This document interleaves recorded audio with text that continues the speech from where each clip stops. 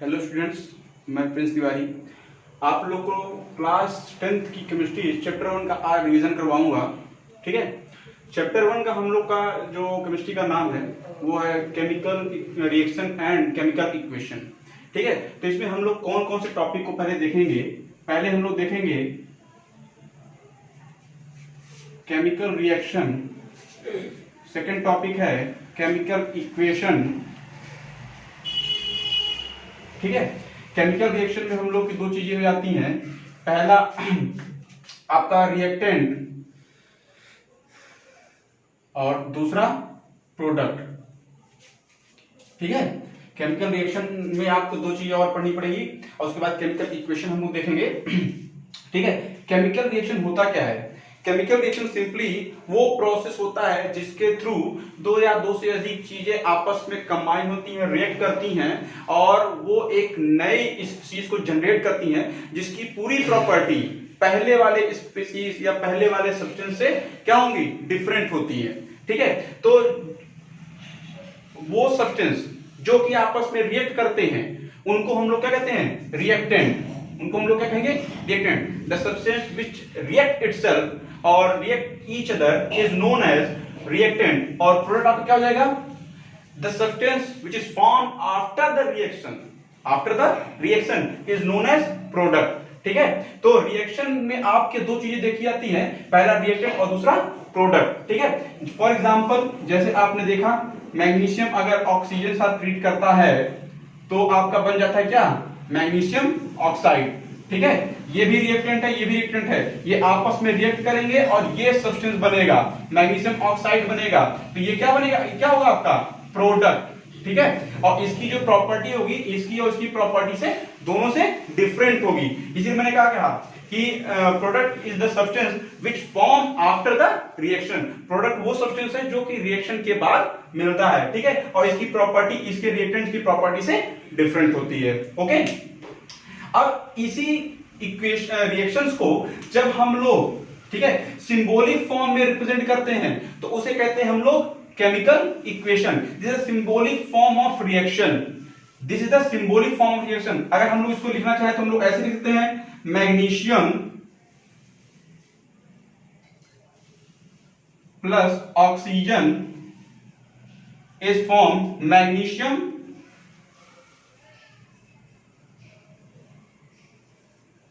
Oxide.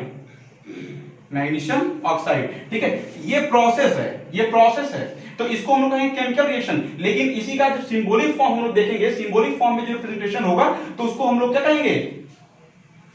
Equation. This is the chemical equation. This is chemical equation. I hope आप लोग को समझ में आया होगा कि केमिकल रिएक्शन और इक्वेशन क्या होती है और इनका बेसिक डिफरेंस क्या होता है।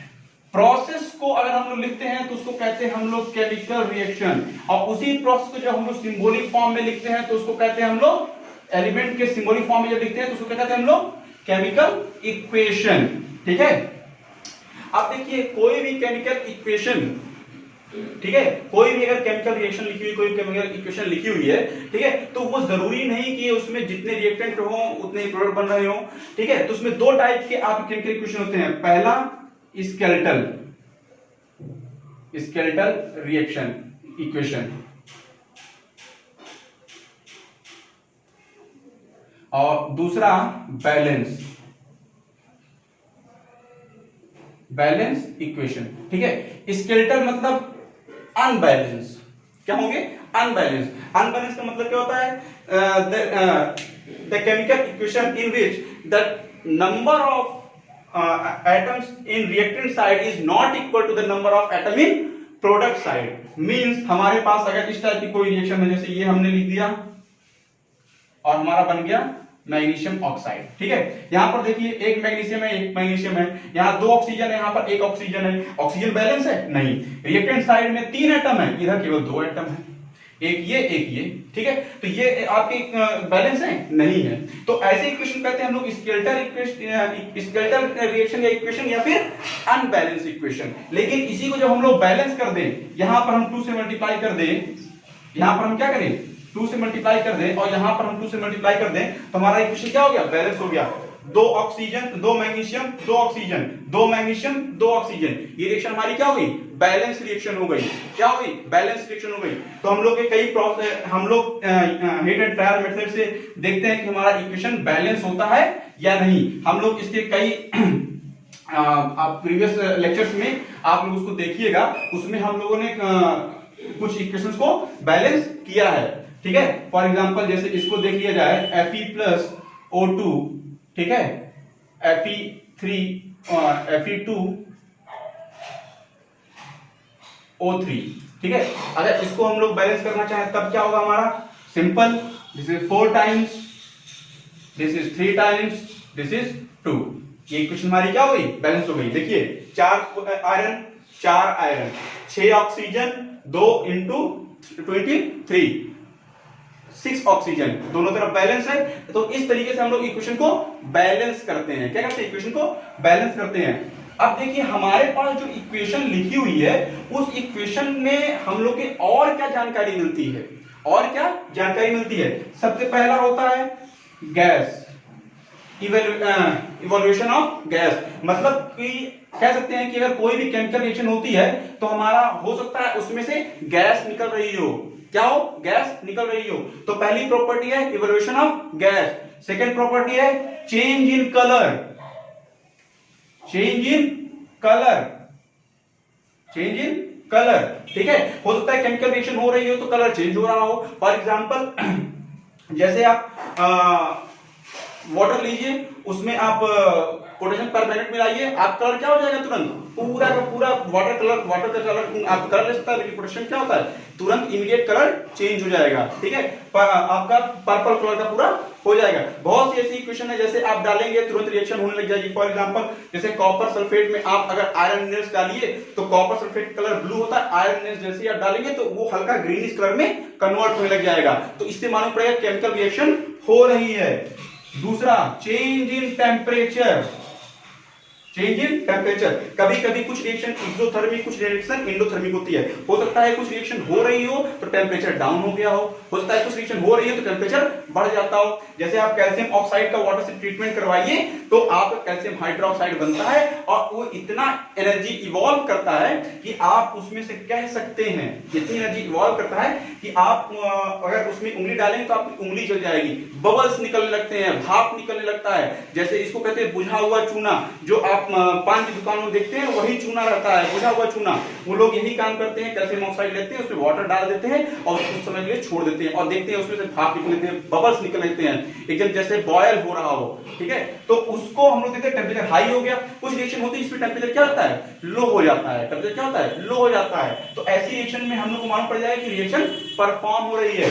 ठीक है, अब उसके बाद क्या है? हो सकता है कुछ रिएक्शन में प्रेसिपिटेशन हो जाए। क्या हो जाए? प्रेसिपिटेशन। जैसे केमिकल रिएक्शन हो रही है, केमिकल रिएक्शन होते होते क्या हो जाए कि अगर लिक्विड फॉर्म में है तो हो सकता है कि सब्सटेंस क्या मिल जाए? प्रोडक्ट सॉलिड फॉर्म में, सॉलिड फॉर्म में नीचे बैठ जाए। तो ऐसे रिएक्शन, ऐसे भी हम लोग देखकर जान सकते हैं कि रिएक्शन हो रही है। क्या हो रही है? रिएक्शन हो रही है। ठीक है, अगर प्रेसिपिटेशन हो गया तो भी हम कह सकते हैं कि रिएक्शन हो रही है। फॉर एग्जांपल जैसे सिल्वर नाइट्रेट लीजिए और सोडियम क्लोराइड लीजिए। सोडियम क्लोराइड का आप अगर एक सॉल्यूशन लीजिए, मिक्स करिए तो सिल्वर क्लोराइड बन जाएगा और सिल्वर क्लोराइड जैसे ही बनेगा तो व्हाइट कलर का प्रेसिपिटेट नीचे बैठ जाता है। तो ऐसी इक्वेशन आप क्या होगी? प्रेसिपिटेशन रिएक्शन कहलाती है। और प्रेसिपिटेशन रिएक्शन ये भी बताती है कि हाँ केमिकल रिएक्शन हो रही है। ये जो प्रोसेस बताए जा रहे हैं, इन तरीके से हम लोग कोई भी अगर रिएक्शन हो रही है तो हम उसको समझ सकते हैं हाँ आपस में कंबाइन हो रहा है, केमिकल रिएक्शन हो रही है। ठीक है, अब देखिए हमारी जो केमिकल इक्वेशन है वो अगर लिखा हुआ है तो उसमें हम लोग और जानकारी कैसे दे सकते हैं। कंप्लीट केमिकल रिएक्शन इक्वेशन जब लिखी जाती है तो उसमें आप पहले क्या लिखेंगे? जो भी रिएक्टेंट प्रोडक्ट लिखेंगे तो उनके स्टेट लिखेंगे। क्या लिखेंगे? स्टेट।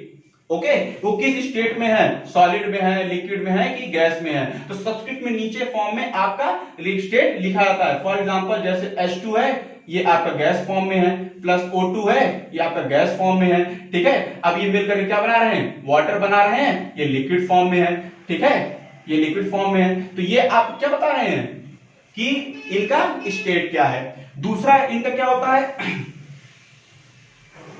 दूसरी होती है इनकी कंडीशन, रिएक्शन कंडीशन के बारे में, ठीक है। क्या होगी? रिएक्शन कंडीशन के बारे में। अब जैसे ये रिएक्शन हो रही है तो उसमें टेम्परेचर देना पड़ेगा, हीट देना पड़ेगा, दिस इज द कंडीशन, ठीक है।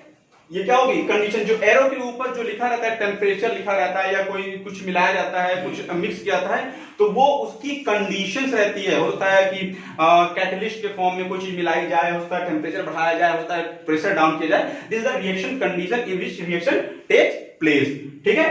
वो कंडीशन होती है जिसकी वजह से रिएक्शन परफॉर्म होने लगती है, ठीक। और थर्ड जो होता है वो होता है एनर्जी। जब भी कोई केमिकल रिएक्शन लिखी आती है तो उसमें वो एनर्जी इवॉल्व करता है या एब्जॉर्ब करता है, वो एनर्जी इवॉल्व करता है या एब्जॉर्ब करता है। इसके बारे में भी आप इसमें लिखते हैं, मींस डेल्टा एच के फॉर्म में एनर्जी इधर लिखी जाती है। अगर ये डेल्टा एच आपका निगेटिव है तो इसका मतलब एनर्जी रिएक्शन जो है वो एक्सोथर्मिक है, और अगर ये वैल्यू आपकी पॉजिटिव है तो रिएक्शन क्या हो जाएगी आपकी? एंडोथर्मिक। प्लस का मतलब होता है एनर्जी दी गई, माइनस का मतलब है एनर्जी इवॉल्व हुई, means reaction in which energy evolve, reaction in which energy is evolve. जैसे एनर्जी इवॉल्व होगी तो आप क्या कहेंगे? वो एक्सोथर्मिक रिएक्शन है, ठीक है। और ऐसी रिएक्शन जिसमें एनर्जी देनी पड़े उसको हम लोग क्या कहेंगे? हम लोग एंडोथर्मिक रिएक्शन। क्या कहेंगे? Endothermic reaction, okay. तो ये जानकारी हम लोग को मिलती है, ठीक। ये जानकारी हम लोग को इससे मिल जाती है, ठीक है। अब इसके बाद देखिए हमारे पास कितनी रिएक्शन होती हैं, टाइप्स ऑफ रिएक्शन में हम लोगों ने 5 टाइप की रिएक्शन पढ़ी थी। पहला पढ़ा था कॉम्बिनेशन, कॉम्बिनेशन रिएक्शन। दूसरा था डिकम्पोजिशन, और तीसरा था आपका डिस्प्लेसमेंट, और चौथी रिएक्शन थी आपकी डबल डिस्प्लेसमेंट,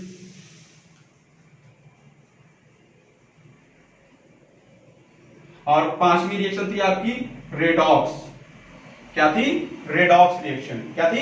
रेडॉक्स रिएक्शन। एक एक हम लोग देखते हैं। इस पे देखिए, कॉम्बिनेशन मींस दैट ऐसी रिएक्शन जिसमें दो या दो से अधिक रिएक्टेंट क्या हो? कंबाइन हो और सिंगल प्रोडक्ट बनाए। क्या करें? कंबाइन हो और सिंगल प्रोडक्ट बनाए, ठीक है। कंबाइन हो और सिंगल प्रोडक्ट बनाए। फॉर एग्जांपल जैसे आपके पास ये था और बनाया क्या था? वाटर। तो ये रिएक्शन क्या कहलाएगी आपकी? Combination reaction. क्या कहलाएगी? कॉम्बिनेशन। हाइड्रोजन ऑक्सीजन कंबाइन होके वाटर बना रहे हैं, दो रिएक्टेंट सिंगल प्रोडक्ट। तो क्या हो गया? दो रिएक्टेंट कंबाइन होके सिंगल प्रोडक्ट बनाए हैं, तो ये क्या बन गया? वाटर। और जैसे ही बन गया तो आप कौन सी रिएक्शन होगी? कॉम्बिनेशन। डिकम्पोजिशन में होगा क्या? इसका just opposite, single reactant break down into 2 और more than 2 types of product. मतलब ऐसी रिएक्शन जिसमें आपका रिएक्टेंट सिंगल हो लेकिन दो या दो से अधिक प्रोडक्ट में ब्रेक कर जाए, ठीक है। फॉर एग्जांपल आपका अगर फेरस सल्फेट है, क्या है? फेरस सल्फेट है, ठीक है। फेरस सल्फेट आपका Fe3O4 plus SO2 plus SO3, 3 reactant में Fe2O3 है। यहां पर क्या है? Fe2O3, ठीक है। देख रहे हैं, सिंगल रिएक्टेंट है, 3 प्रोडक्ट में ब्रेक डाउन हो रहा है, तो ऐसी रिएक्शन क्या कहलाएगी? Decomposition reaction. क्या कहलाएगी? Decomposition reaction. और डिकम्पोजिशन रिएक्शन में यहां पर हमको 3 तरीके से डिकम्पोज होती है, या तो थर्मल डिकम्पोजिशन, या तो इलेक्ट्रोलिटिक, या तो फोटोलिटिक, ठीक है। थर्मल मतलब हीट एनर्जी दी गई तब टूटेगा। इलेक्ट्रोलिटिक, अगर इलेक्ट्रिक डिस्चार्ज किया जा रहा है, फॉर एग्जांपल जैसे वाटर है, ये रिएक्शन रिवर्सिबल है। अगर वाटर को हाइड्रोजन ऑक्सीजन ब्रेक डाउन करना पड़ेगा तो इसमें इलेक्ट्रिसिटी पास करनी पड़ेगी। जैसे हम इलेक्ट्रिसिटी पास करेंगे तो वाटर हाइड्रोजन और ऑक्सीजन में ब्रेक कर जाएगा, ठीक है। तो रिएक्शन हमारी क्या हो जाएगी? तुरंत इलेक्ट्रोलिटिक डिकम्पोजिशन रिएक्शन। और तीसरा है फोटोलिटिक। कैसी है? फोटोलिटिक। तो जो ऐसी रिएक्शन जो सनलाइट के प्रेजेंट में हो रही हो, क्या हो रही हो? सनलाइट के प्रेजेंट में ब्रेक डाउन हो रही हो, तो ऐसी रिएक्शन को हम लोग क्या कहते हैं? फोटोलिटिक। क्या कहेंगे? Photolytic, okay. अब इसी में हम लोग का थर्ड जो आता है वो आता है डिस्प्लेसमेंट, ठीक है। डिस्प्लेसमेंट, इसमें जो हम लोग देखेंगे तो इसमें एक कह सकते हैं मेटल हो या फिर एक रिएक्टेंट हो, दूसरे कंपाउंड से उसके एक आयन को डिस्प्लेस कर देता है। एक मेटल दूसरे मेटल के कंपाउंड से उसको डिस्प्लेस कर देता है। फॉर एग्जांपल जैसे iron when react with copper sulphate it forms ferrous sulphate and reduce the copper. यहां देख रहे हो, आयरन कॉपर सल्फेट रिएक्ट किया तो खुद इसको क्या किया, डिस्प्लेस कर दिया। कॉपर सल्फेट से डिस्प्लेस करके कॉपर केवल रिड्यूस कर दिया और खुद क्या बना लिया, कॉपर फेरस सल्फेट, खुद बना क्या लिया, फेरस सल्फेट। तो ऐसी रिएक्शन क्या कहते हैं हम लोग, ऐसी रिएक्शन को हम लोग कहते हैं डिस्प्लेसमेंट रिएक्शन। ओके, ऐसी रिएक्शन क्या है हम लोग, डिस्प्लेसमेंट रिएक्शन, जिसमें एक मेटल दूसरे मेटल के कंपाउंड से उसको डिस्प्लेस कर देता है। ठीक है, डिस्प्लेस कर देता है, तो ऐसी रिएक्शन क्या कहते हैं हम लोग, डिस्प्लेसमेंट। और डबल डिस्प्लेसमेंट में जब आपस में ही आयन क्या हो, एक्सचेंज हो जाए। For example silver nitrate when react with sodium chloride it forms silver chloride and sodium nitrate. देखिए इसमें सिल्वर नाइट्रेट है, ये देखिए आपस में ये क्या हुए हैं, एक्सचेंज हो गए हैं, आपस में ये एक्सचेंज हो गए हैं। ठीक है, अब ये देखिए यहां पर सिल्वर नाइट्रेट है, यहां सिल्वर क्लोराइड हो गया, यहां पर सोडियम क्लोराइड है, यहां सोडियम नाइट्रेट हो गया। तो ऐसी रिएक्शंस को हम लोग क्या कहेंगे, ऐसी रिएक्शन को हम लोग डबल डिस्प्लेसमेंट रिएक्शन कहते हैं। ओके, नाउ स्टूडेंट्स ऐसी रिएक्शन को हम लोग डबल डिस्प्लेसमेंट रिएक्शन कहते हैं। आई होप इसके एग्जांपल्स आप लोगों ने और भी देखे होंगे।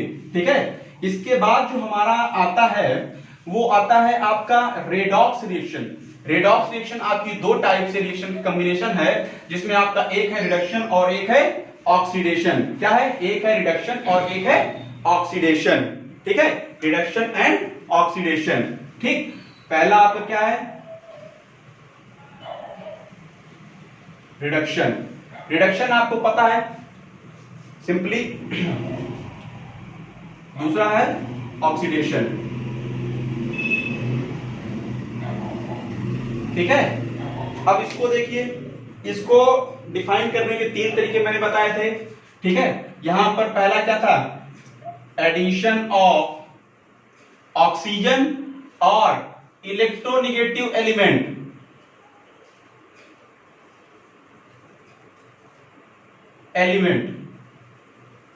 ठीक है, एडिशन ऑफ ऑक्सीजन और electronegative element is called oxidation. दूसरा इसी का जो है रिमूवल ऑफ हाइड्रोजन और इलेक्ट्रॉन। मतलब या तो ऑक्सीजन ऐड हो या इलेक्ट्रोनेगेटिव एटम ऐड हो, एलिमेंट ऐड हो, या फिर आपका हाइड्रोजन रिमूव हो या इलेक्ट्रॉन रिमूव हो। इन चारों कंडीशन में आपकी रिएक्शन क्या होगी, ऑक्सीडेशन।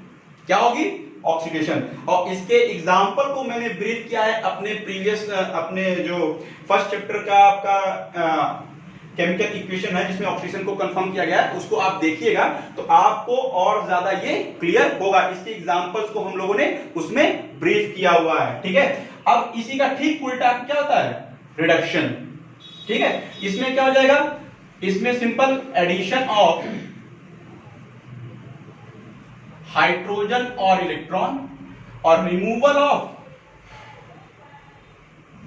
ऑक्सीजन और electronegative atom. Electronegative atom oxidation का ठीक उल्टा रिडक्शन है और रिडक्शन का ठीक उल्टा ऑक्सीडेशन है। ठीक, इसके हम लोगों ने एग्जांपल्स काफी ज्यादा किए हुए थे और इसको बहुत ही ब्रीफ किया था, जिसके लिए आप प्रीवियस जो हमारे लेक्चर्स हैं उसको आप बड़े ध्यान से एक बार रिवाइज करते समय देख लीजिएगा, जिससे कि आपको पूरी तरह क्लियर हो जाएगा। ठीक है, उसके बाद हमारे पास ऑक्सीडेशन के कुछ टर्म आते हैं जो कि आपकी जनरल लाइफ में रहता है। पहला है आपका कोरोजन और दूसरा है रैंसिडिटी। ठीक है, कोरोजन कभी कभी होता क्या है कि अगर किसी भी मेटल को अगर आप बाहर रख दीजिए, एटमॉस्फेयर में छोड़ दीजिए, तो धीरे धीरे वो मेटल अपनी शाइनिंग खोने लगता है और अपनी मेटालिक प्रॉपर्टी को क्या करता है, खो देता है, उसमें उसके डिके होने लगता है, मेटल खराब होने लगता है, नष्ट होने लगता है, तो उसको कहते हैं हम लोग कोरोजन। ऐसी प्रॉपर्टी का हम लोग कोरोजन, जैसे आप बाहर रख दीजिए, इसका सबसे बड़ी एग्जांपल है रस्टिंग ऑफ आयरन। अगर आप आयरन को बाहर रख दीजिए तो उसमें देखिएगा उसमें एक कह सकते हैं रेडिश ब्राउन कलर की एक लेयर बन लगती है जो कि काफी वीक होती है और शाइनिंग आयरन की चली जाती है, ठीक है, तो उसको हम लोग कहते हैं जंग लगना, ठीक है। Rusting is the best example of corrosion of metal, ठीक है। सब मेटल का कोरोजन का धीरे धीरे उनकी प्रॉपर्टी क्या होती है, ऑक्सीजन से रिएक्ट करके, ऑक्सीजन एटमॉस्फेयर प्रेजेंट ऑक्सीजन और मॉइस्चर से रिएक्ट करके वो धीरे धीरे एक डिफरेंट कंपाउंड का लेयर बनाने लगती हैं, जिसकी वजह से क्या होता है, वो प्रॉपर्टी अपनी मेटालिक खो देती है, और इसी को कहते हैं हम लोग कोरोजन कहते हैं। अब इसके प्रिवेंशन क्या है, उसके ऊपर आप ग्रीसिंग कर दीजिए, उसके ऊपर आप गैल्वेनाइजेशन कर दीजिए, किसी और मेटल नॉन रिएक्टिंग मेटल की परत चढ़ा दीजिए, ठीक है। ये प्रिवेंशन के तरीके हैं, इसमें ये प्रिवेंशन के क्या है, इसके तरीके हैं। दूसरा आपका रेंसिडिटी। रेंसिडिटी में आप लोग क्या देख करते हैं, आप जब खाना बनाते हैं उस खाना को अगर आप कुछ समय तक ये छोड़ दीजिए, ठीक है, एटमॉस्फेयर में ऑक्सीजन प्रेजेंट है, खाने में आपके ऑयल है, आप ये जानते हैं फैटी ऑयल है, वो फैटी ऑयल एटमॉस्फेयर के ऑक्सीजन से प्रेजेंट रिएक्ट करके क्या करता है, खाने में बैड स्मेल क्रिएट करता है, खाने में का टेस्ट खराब करता है, उसका बैड स्मेल बनाने लगता है, उसी को कहते हैं हम लोग रेंसिडिटी, उसी का कहते हैं हम लोग रेंसिडिटी, ठीक। जो आपका खाना ऑक्सीडाइज हो जाता है, उसमें से स्मेल खराब बैड आने लगती है और टेस्ट खराब होता है, उसी को हम लोग क्या कहते हैं, रेंसिडिटी, ओके। इसके प्रिवेंशन के तरीके कौन कौन से हैं, खाने को आप पैक करिए, मतलब नॉन रिएक्टिंग जो गैसेज है उसमें पैक करिए, जैसे आर्गन है उसमें पैक कर दीजिए, और लेस रिएक्टिंग गैस जो है जैसे नाइट्रोजन है उसमें नाइट्रोजन पैकिंग कर दीजिए, या तो उसमें आप एंटीऑक्सीडेंट मिला दीजिए। एंटीऑक्सीडेंट मैंने आपको प्रीवियस बताया था, दो होते हैं, BHT और BHA, ठीक है, ब्यूटिलेटेड हाइड्रोक्सी टॉलुइन और ब्यूटिलेटेड हाइड्रोक्सी एनिसोल, ठीक है, ब्यूटिलेटेड हाइड्रोक्सी एनिसोल और ब्यूटिलेटेड हाइड्रोक्सी टॉलुइन, ये दो एंटीऑक्सीडेंट है जो कि इस्तेमाल किया जाता है रेंसिडिटी से बचाने के लिए। ओके स्टूडेंट, ये रिवीजन, क्विक रिवीजन था जो आपके एग्जाम के लिए हेल्प करेगा। अब इतनी चीजें देखने के लिए आप और ज्यादा जानकारी के लिए आप हमारी प्रीवियस जो वीडियोस हैं उसको आप देख करके और आसानी से इसको समझ सकते हैं। Okay, thank you.